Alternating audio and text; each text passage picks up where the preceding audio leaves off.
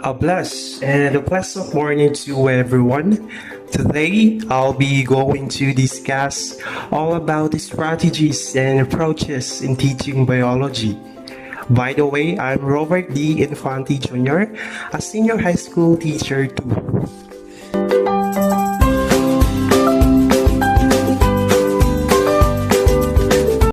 Before we come to strategies in teaching biology, let's have first our classroom scenario. We have problem number 1.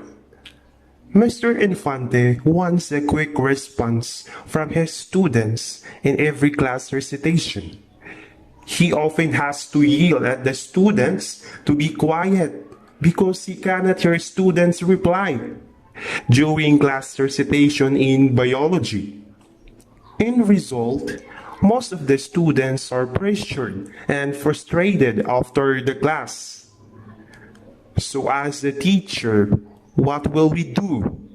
Well, to tell you honestly, this classroom scenario is very common to us, most especially in DepEd, in public schools. Some of the students doesn't pay attention, and sometimes we often to yell at the students in front of class. But remember, that is wrong. So what will we do? So let's move on to what strategies or approaches should be suited in the first problem classroom scenario. Take note this class that your strategies should be parallel or appropriate to your problem case. First, we have giving the students opportunities to think and talk about biology. To include this, the first one we have wait time. This idea came from Lowe and Toblin. Perhaps the simplest teaching strategy is to increase time for students thinking and to expand the number of students participating verbally in biology classroom is to lengthen one's wait time after posing questions to your class. And the second one, we have allow students time to write. This concept came from Shinsky. Of course, from the words itself, allow students time to write. Practicing wait time may still not give enough time for some students to gather the thought or scroll up the confidence to share the thought. And lastly, the third one, we have think, pair, share. This idea came from Tanner. Well, the students are charged to tour and talk with neighboring students or seatmates, comparing ideas and identify points of agreement and misalignment. Simple as that. Let's move on to our classroom scenario. Problem number 2. You are in the middle of lecture, discussing the lesson the whole period without participation of the students. And later on, some of your students are sleeping during the discussion. Again, this problem scenario is very common to us. In my case, you know the feeling of binigay mo na lahat-lahat pero walang natira. Ngunit wala pa rin natututo. And sometimes naisip natin na ano nga bang mali? May mali ba sa akin? Yes, you are wrong because there's something wrong with your strategies in teaching. You have to come up with the needs of the learners. So what will you do? What strategies should be suited? And now we have the strategies. The first we have encouraging, demanding, and actively managing the participation of all students,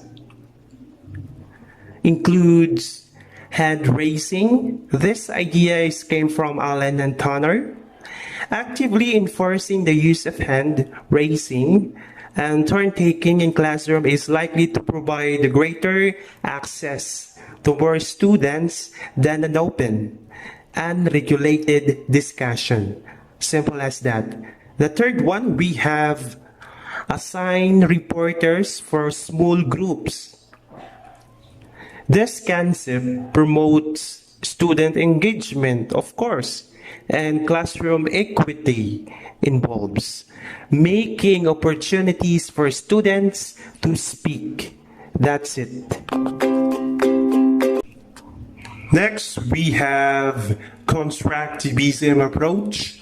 I include this because this one is one of my favorite approaches.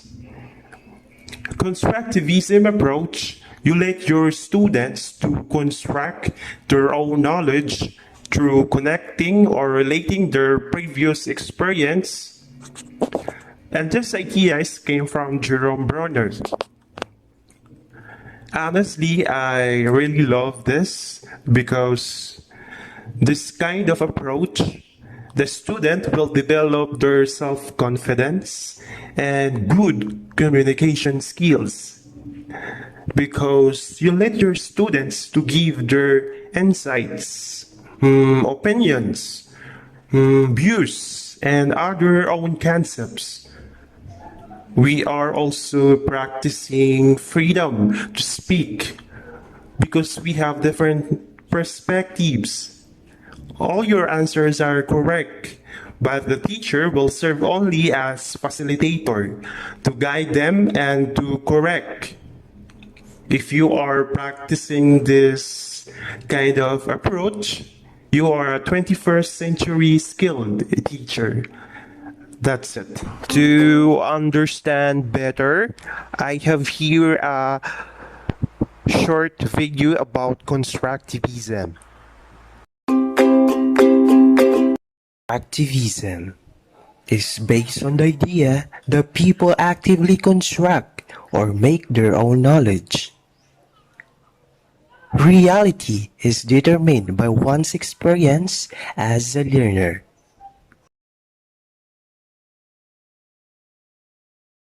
Use the previous knowledge as a foundation and build on it with new things that they learn.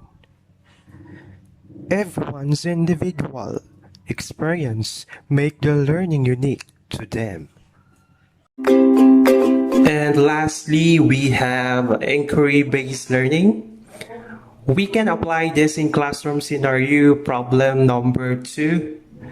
In inquiry-based learning, goes through providing questions which inspire your students to think for themselves and become more independent learners. It can be individual or teamwork. Example question. Why does my shadow change my size?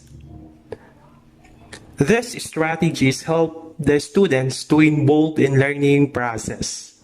They think to make meaning. Again, take note. They think to make meaning. Students are learning to skills to synthesize, interpret, and evaluate. To understand more, I have here a short video.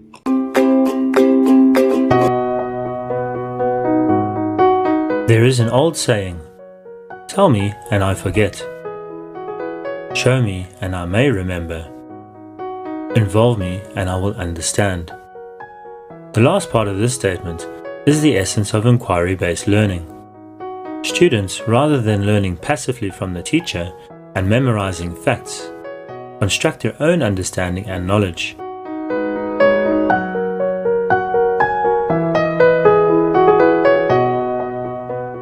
The concept of inquiry-based learning is something that all of us experience throughout our lives. Growing up, Children are continually asking questions in an attempt to make sense of the world. We all want to understand the world around us, or try to figure out how it works, and we do this by asking questions. For example, how are engines able to make cars move? Or why is the sky always grey in Ireland? It is our natural urge to inquire, and during this process, we are continually thinking in order to make meaning. Essentially, inquiry-based learning starts with a question.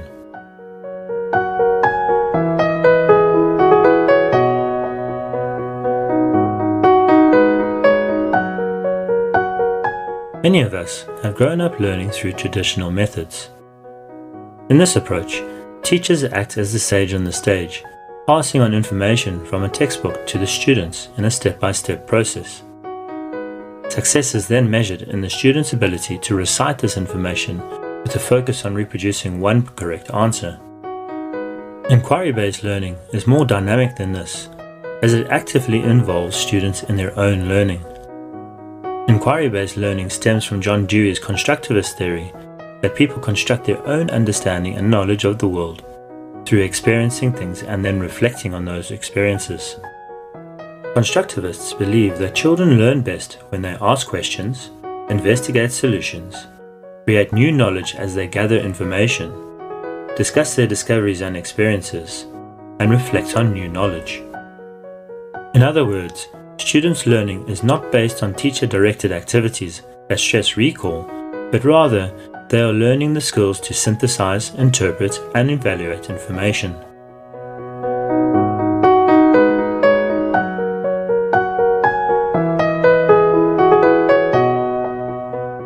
In an inquiry teaching approach, the teacher acts as a facilitator of the student's learning, rather than the provider of information. As well as having an excellent understanding of the content, the teacher also needs to carefully plan their learning units. This planning will involve the teacher either developing an open-ended question or devising a topic based on the curriculum for the students to determine their own questions. It will also involve designing exploration-type activities that activates prior knowledge and engages the students. Typically, the lesson will start with an open-ended question devised by the teacher, the students, or sometimes both. Through the use of carefully planned activities, the teacher will then encourage students to discuss the question and search for their own answers. It is during this process where students gather resources, do their own research, and synthesize the information. They then present and share their findings. Finally, the students will then need to be given the opportunity to reflect on their learning. Through this process, students are building their own knowledge.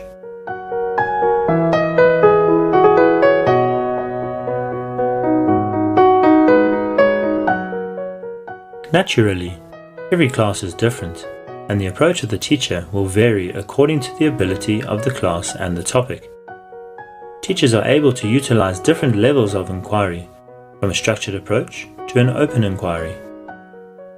There are essentially three levels of inquiry: structured, guided, and open. A structured approach is where the teacher mainly directs the inquiry. The teacher provides a question to be investigated, and they would then provide step-by-step instructions that will help enable the students to discover the answers. These kinds of inquiries are important because they enable students to gradually develop their abilities to conduct more open-ended inquiries. It is also a good level to start for teachers who are new to inquiry-based learning. With guided inquiry, the teacher generally chooses the questions, but the students would take more responsibility for establishing the direction and methods of their inquiry. The teacher plays an important role in guiding the inquiry. This could be through feedback or posing further questions that help lead the students in the right direction. In an open inquiry, the students take the lead in establishing the question and methods while the teacher takes on a supportive role. Having students ask the questions that guide their own investigations is the key to open inquiry and requires higher order thinking. It is also possible to use a combination of two types of inquiry, and this is called coupled inquiry. For example, the teacher could begin with the guided inquiry phase, followed by an open inquiry phase.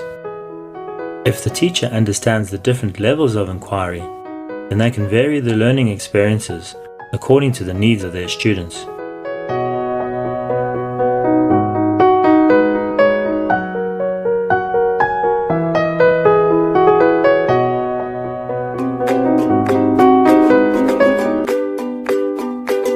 Let's move on to our classroom scenario. Problem number 3.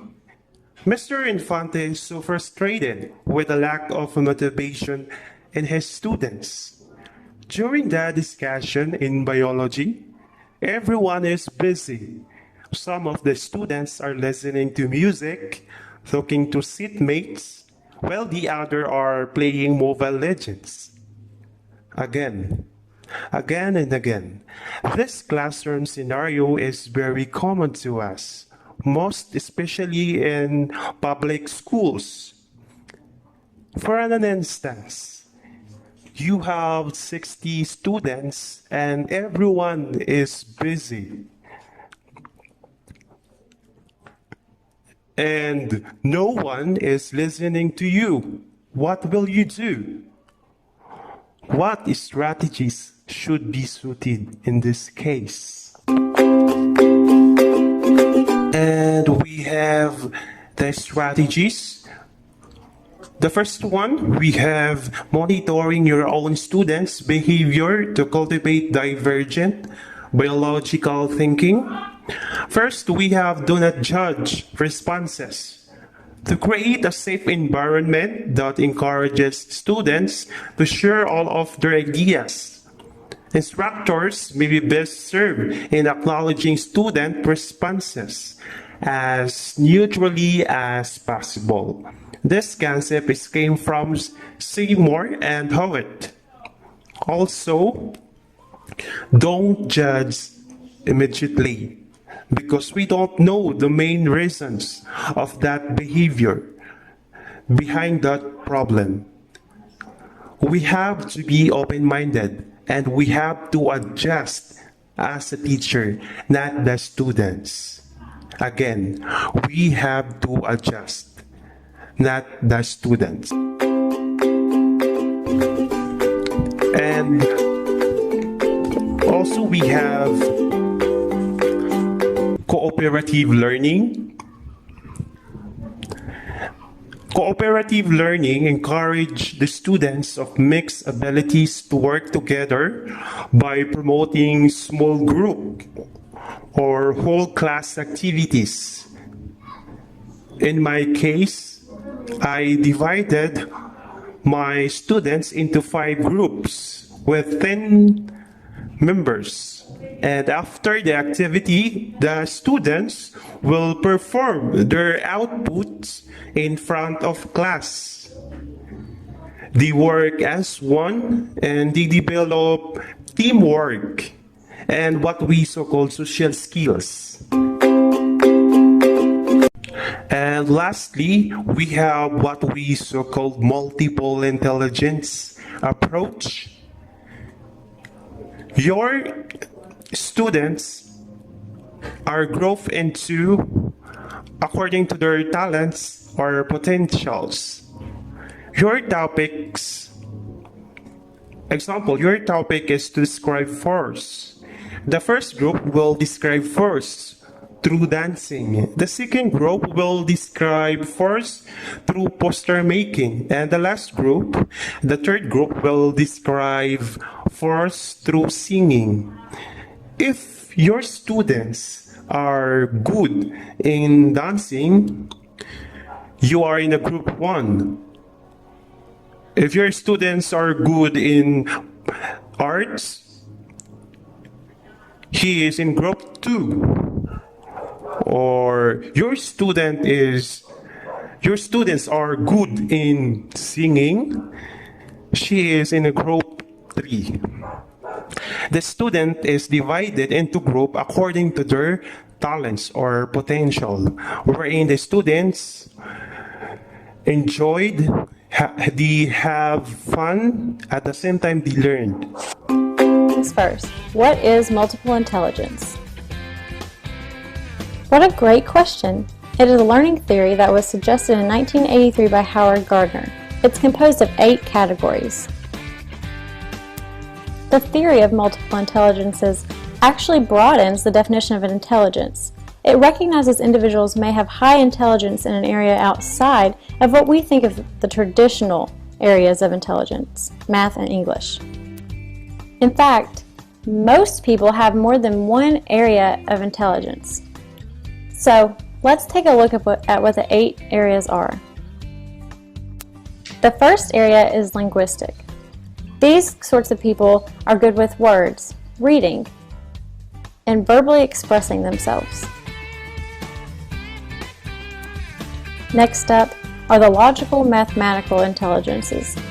These sorts of people think scientifically. They quickly process data and numbers. They do it spontaneously and quickly.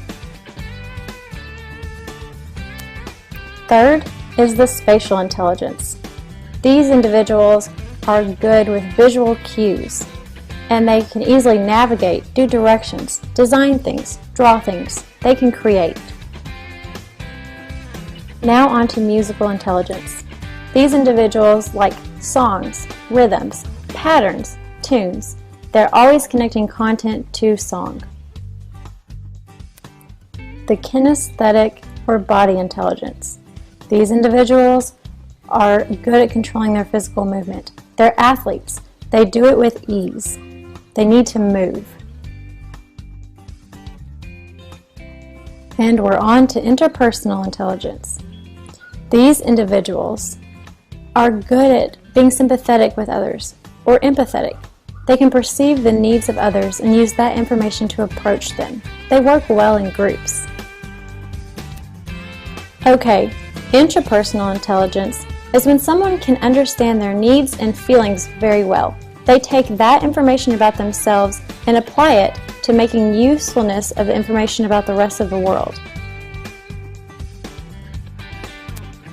Last but not least is the naturalist intelligence. These individuals understand the elements of the world, they love nature, and they learn easily looking at those sorts of patterns in the outside world. So, how do you use these things as a teacher? What do they mean to you? I'm glad that you asked. Alright, the different intelligences affect the ways students approach concepts and instruction that you give them in the classroom. Simply, teachers should address a variety of preferences and intelligences in their lesson plan. You should integrate different intelligences and the methods it takes to reach them. Okay, so does this mean that teachers have to make 9 different lesson plans for the same instructional time? No. It simply means to put all of the intelligences into the same lesson. Need some examples? Here's a few.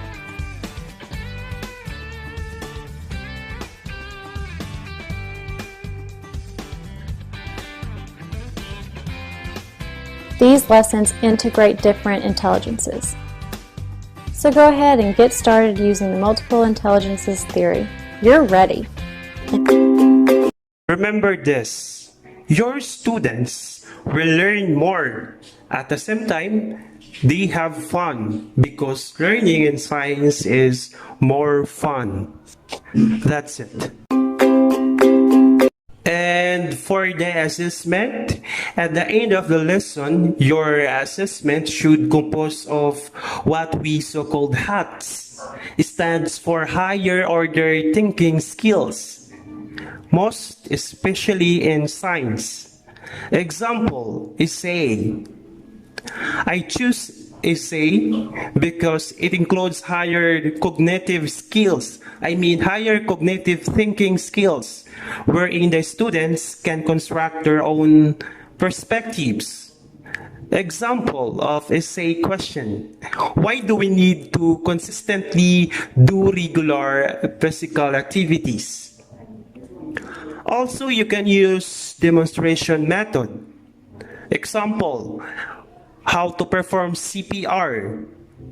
Also, you can use experiment method, showing the example, showing volcanic eruption by combining Coca-Cola and Mentos. This demonstration method and experiment method are performance-based assessment as your evaluation. Before I end my report, I just want to ask everyone, is there a best teaching strategies? I believe that there is no the best teaching strategies because we have different teaching and learning styles. The most important is your strategies is suited or parallel or appropriate to the learning style of the students. You have to consider the needs of the learners. That's it. Thank you for listening. God bless us all. Keep safe, everyone. And if you like my presentation, you can subscribe to my YouTube channel at Sir Robes. Again, this is Robert the Alca Infante Jr. sending love and virtual hugs. God bless.